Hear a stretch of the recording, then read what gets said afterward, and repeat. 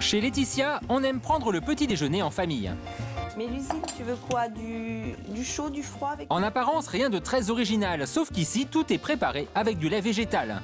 Et chacun a ses préférences, lait d'avoine dans les céréales de Mélusine, chocolat au lait de noisette pour Lilian et Méline. Et pour Gérard, une spécialité maison, le lait de Souchet à base d'herbe.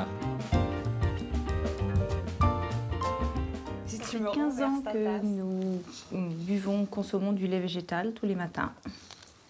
Ça a commencé avec une petite allergie alimentaire au point de vue du lait de vache de mon premier enfant, de Lilian. Tout le monde a suivi, même nous, qui ne sommes pas allergiques. Parce que c'est délicieux. Des laits végétaux, on en trouve partout aujourd'hui, même en supermarché.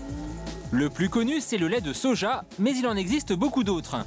Le lait d'avoine, le lait de riz ou plus exotique, le lait de quinoa, la graine sacrée des Incas. La liste est encore longue, avec des nouveautés très régulièrement. Il y a une dizaine d'années, on avait à peu près ce rayonnage-là uniquement de boissons végétales. Maintenant, ça s'étend de plus en plus et on est même obligé des fois de refuser des nouveautés chez nos partenaires parce qu'on n'a pas pour l'instant encore la place suffisamment étendue pour en proposer d'autres. Abandonner le lait de vache pour un lait végétal, est-ce vraiment une bonne idée? C'est la question que nous avons posée à Béatrice, nutritionniste. Tous les jours, elle reçoit des patients qui souhaitent se mettre au lait végétaux. L'essentialité du lait de vache, qui est le calcium, un calcium qui est facilement assimilable, vous ne l'aurez pas dans les laits végétaux. Ces laits végétaux, il vaut mieux pas les donner à des enfants avant l'âge de 3 ans. Ce que conseillent les nutritionnistes, c'est donc de consommer les deux, lait végétal et lait de vache. Aujourd'hui, on mange trop de protéines et trop de protéines animales, pas assez de protéines végétales. Donc en fait, c'est une bonne façon justement d'équilibrer un petit peu vos apports.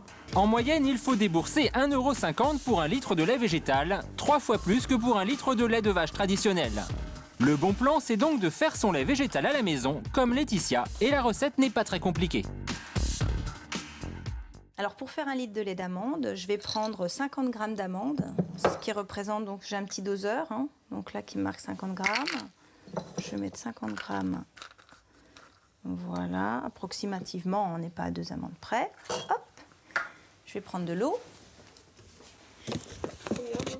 Alors je vais mettre un tout petit peu d'eau juste pour les couvrir en fait, pour les laisser passer la nuit, comme ça. On laisse reposer une nuit en dehors du frigo, dans la cuisine, comme ça, jusqu'au lendemain matin, ou le matin pour le soir. Et on obtient des amandes donc, qui sont hydratées. On les épluche. Par contre, j'ai pas fait... Une fois épluchées, les amandes sont broyées puis filtrées à l'aide d'une machine spéciale. Des machines comme celle-ci, on en trouve facilement sur Internet. Elles coûtent entre 40 et 150 € selon les modèles. Un investissement de départ vite rentabilisé.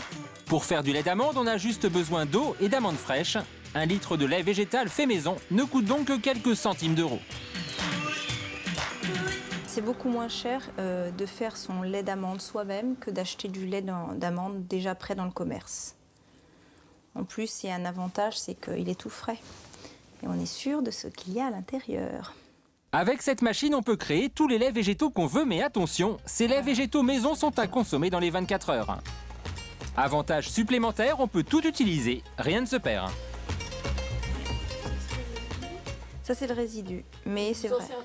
Alors ça, le résidu, je peux m'en servir en cuisine. Je vais les intégrer, par exemple, si je fais des petites galettes végétales ou si je fais des biscuits, un gâteau.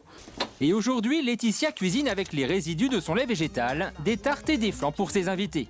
Et moulé, et voilà. Mais en attendant de passer à table, Laetitia leur fait goûter un milkshake maison, banane, framboise et bien sûr lait végétal, fait maison lui aussi.